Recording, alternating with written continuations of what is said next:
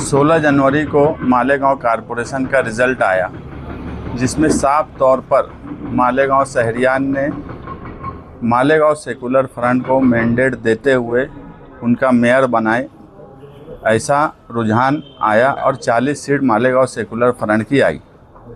मगर Malegaon secular front के लीडरान और जिम्मेदारान ने यह फैसला किया कि शहर की तामीर और तरक्की और ख़ास तौर से शहर के तहफ़्फ़ुज़ के लिए हमें सबको लेकर चलना है। इसलिए हमने मौजूदा एमएलए मुफ्ती साहब को बोला कि वो भी हमारे साथ मेयर इलेक्शन में हमारा साथ दें। उसके बाद उन्होंने भी मीडिया में बोला कि वो साथ देने के लिए तैयार है, मगर ऑफिशियली उनसे मुलाकात की जाए तो मालेगांव सेकुलर फ्रंट के एजाज उमर साहब, सुहेल अब्दुल करीम और इनके साथ में सेकुलर फ्रंट के जिम्मेदारान उनसे जाकर मिले और उनको बोला गया कि आप मेयर बनाने के लिए हमारा साथ दीजिए। तो उन्होंने कहा कि उनके पार्लियामेंट्री बोर्ड और उनके चुन के आए हुए मेंबरान से मशवरा करके वो बोलेंगे।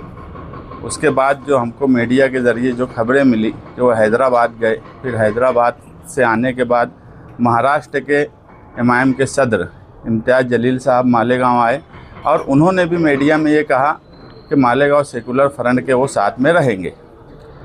ये सब बातें हो रही है।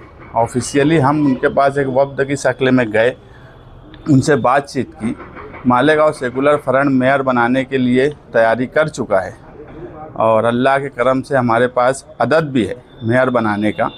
मगर उसके बावजूद भी हम ये चाहते हैं और ये चाहते थे और अभी भी हम चाहते हैं कि शहर की तामीर और तरक्की और शहर के तहफ़्फ़ुज़ के लिए मौजूदा एमएलए और उनकी पार्टी मालेगांव सेकुलर फ्रंट को मेयर बनाने के लिए साथ दे। मगर इम्तियाज़ जलील साहब के बयान के बाद भी अभी तक उनकी तरफ से जो हमारा वफ्द गया था उसके जवाब में उन्होंने कोई ऑफिशियल बात हमसे करने के लिए किसी को नहीं भेजा है। हम अभी भी यही चाहते हैं कि फ़िरका परस्तों से कॉरपोरेशन को महफूज रखा जाए, मालेगांव शहरियान को महफूज रखा जाए और शहर की तरक्की के लिए मिलजुल कर काम करने की तरफ मालेगांव सेकुलर फ्रंट चाहता है।